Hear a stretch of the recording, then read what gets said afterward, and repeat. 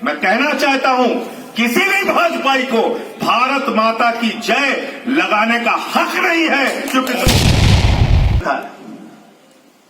इसलिए दाल में कुछ काला नहीं है, पूरी की पूरी दाल काली है। और जो ये कहते हैं हम इसमें संशोधन कर देंगे, संशोधन कर देंगे, संशोधन कर देंगे, संशोधन मनशोधन कुछ नहीं होता है। किसी के डेथ वारंट पे साइन हो जाता है तो उसमें संशोधन नहीं होता है, उसकी वापसी होती है।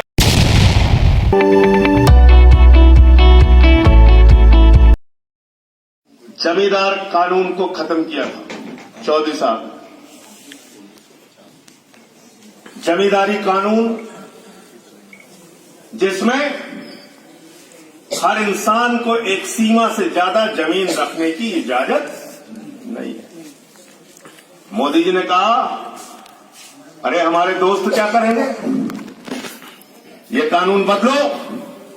अडानी तो बेचारा भूखे मर रहा है, बड़े बड़े पूंजीपति हमारे मित्रों हैं तो भूखे मर रहे हैं।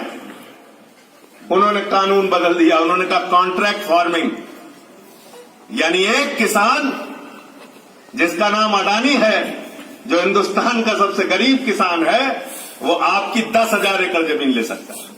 कितनी? 20,000 भी ले सकता है, 30,000 एकड़ भी ले सकता है।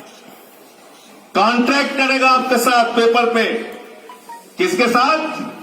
रामलाल के साथ, श्यामलाल के साथ, यूनुस के साथ, बंसराज के साथ, हरपाल के साथ, योगेश के साथ, मनीष के साथ। आप जो लोग यहां बैठे हो ना, आपसे कॉन्ट्रैक्ट करेगा। कॉन्ट्रैक्ट बोलेगा कितनी खेती, बोले 5 एकड़, बोले चलो ठीक है,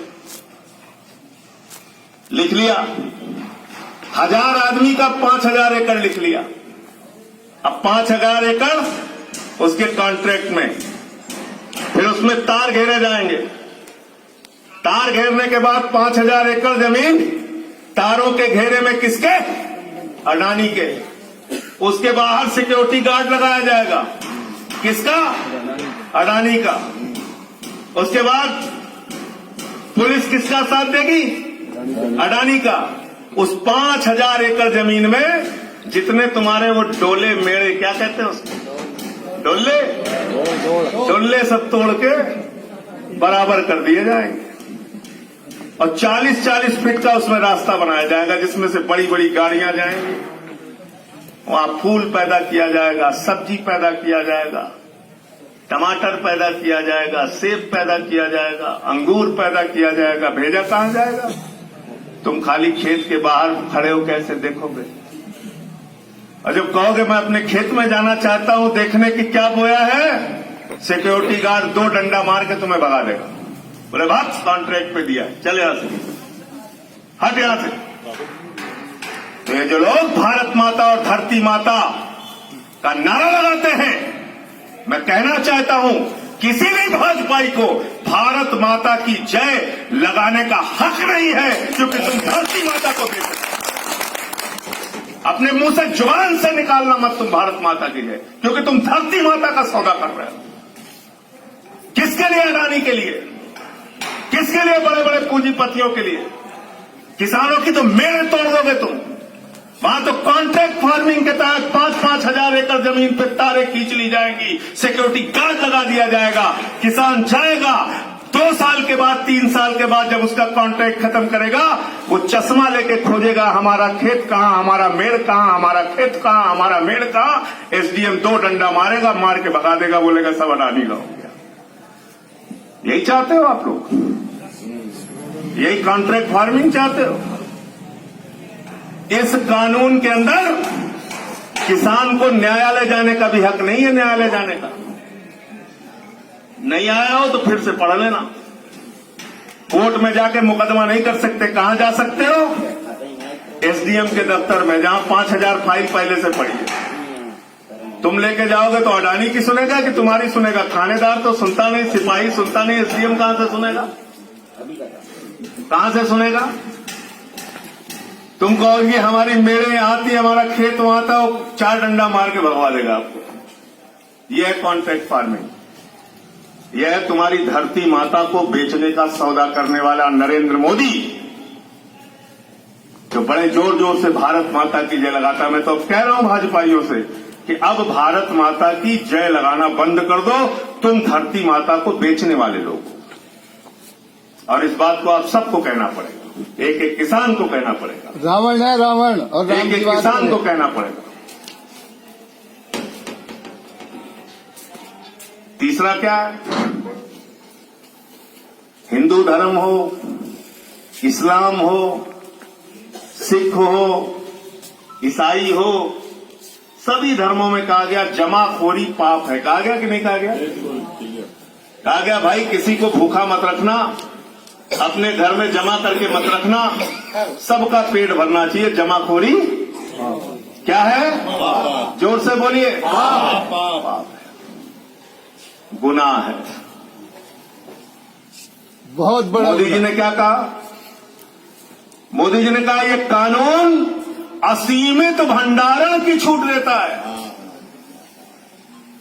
यानी अपने मित्रों को कहा कि बड़े बड़े कोल्ड स्टोरेज बनाओ हिंदुस्तान के अंदर, सस्ते में किसान से अनाज खरीदो, सस्ते में किसान से गेहूं खरीदो, सस्ते में किसान से चावल खरीदो, सस्ते में किसान से दाल खरीदो, उसको बड़े बड़े कोल्ड स्टोरेज में रखो और जब बाजार में उसकी कमी हो जाए तो महंगे दामों पर उसको बेचो। यानी जमाखोरी, कालाबाजारी और महंगाई तीनों को बढ़ावा देने वाला ये बिल है। इसलिए आज जो घर पे टीवी बैठ के कहते हैं ये किसान बड़े आंदोलन कर रहे हैं, उनको ये नहीं मालूम कि जब उनके घर में आने वाला फल और सब्जियां अडानी के कोल्ड स्टोरेज में रख ली जाएंगी, रिलायंस के बड़े बड़े रिलायंस फ्रेश की दुकानों में रख लिया जाएगा।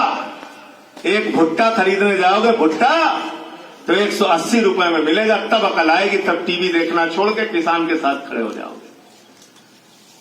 इसलिए ये असीमित भंडारण का कानून हिंदुस्तान के हर हिंदुस्तानी के खिलाफ है। ये सिर्फ किसान के खिलाफ नहीं है, ये सबके खिलाफ है। और कितने बेशर्म है। इनका एक बेशर्म किसी मंत्री पूछ रहा इसमें काला क्या है, मुझे तो समझ में नहीं आ रहा है।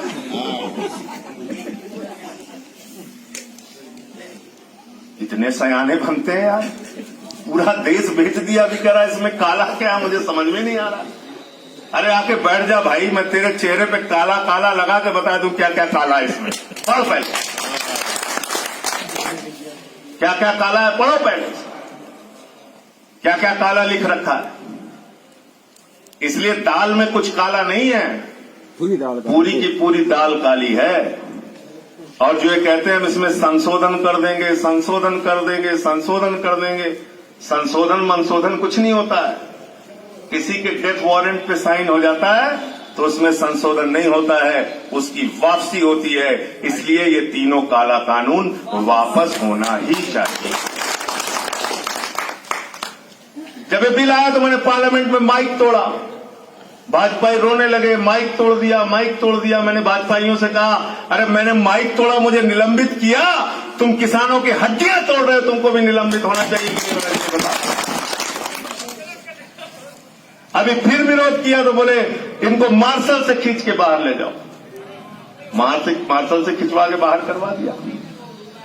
जितना जुल्म करना चाहते हो करो, जितनी जाति करना चाहते हो करो, जितने मुकदमे लिखना चाहते हो लिखो, जहां जेल में भेजना चाहते हो भेजो, लेकिन इस काले कानून के विरोध में एक नहीं 1000 बार आम आदमी पार्टी बोलती रही है, बोलती रहेगी। हम लोग चुप रहने वाले लोग हैं।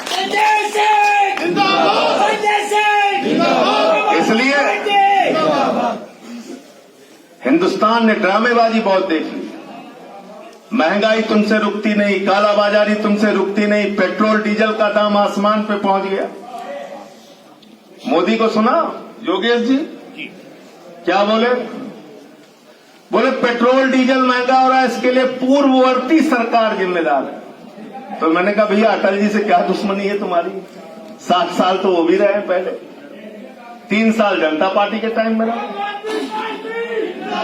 10 साल उनका शासन रहा। 10 साल के शासन में भारतीय जनता पार्टी का जब राज रहा, वो लोग भी जिम्मेदार हैं। डीजल का दाम 100, पेट्रोल का दाम 100 रुपए पार। कहते हैं हमारा 56 इंच का सीना है। पेट्रोल भूटान में मिल रही है 49 रुपए में, श्रीलंका में मिल रही 60 रुपए में, नेपाल में मिल रहा है 64 रुपए में, चीन में मिल रहा है 76 रुपए में।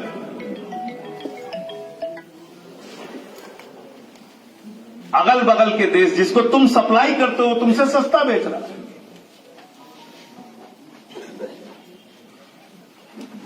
और अभी क्या किया इन्होंने? बजट पढ़ा होगा आप लोगों ने। उस बजट के अंदर सब कुछ बेचने की योजना, रेल बेच देंगे, सेल बेच देंगे, खेल बेच देंगे, सड़क बेच देंगे, बिजली बेच देंगे, पानी बेच देंगे, बीपीसीएल बेच देंगे, एलआईसी बेच देंगे, बैंक बेच देंगे, एयरपोर्ट बेच देंगे, पोर्ट बेच देंगे, पूरा हिंदुस्तान बेच देंगे। और इसीलिए मैंने इनके लिए आदम गोंडवी की लाइनें पढ़ी थी कि जो डलहौजी न कर सका वो ये हुक्काम कर देंगे, कमीशन दे दो तो हिंदुस्तान को नीलाम कर देंगे। हिंदुस्तान को नीलाम करने वाली सरकार इस समय देश में। इसलिए समस्याएं बहुत है, पीड़ा बहुत है, तकलीफ बहुत है। कितनी बातें करें, वतन की जो हालत सुनाने लगेंगे तो पत्थर भी आंसू बहाने लगेंगे। और अगर भीड़ में खो गई आदमियत तो उसे ढूंढने में जमाने लगेंगे। इंसानियत का, मानवता का कत्ल किया जा रहा है।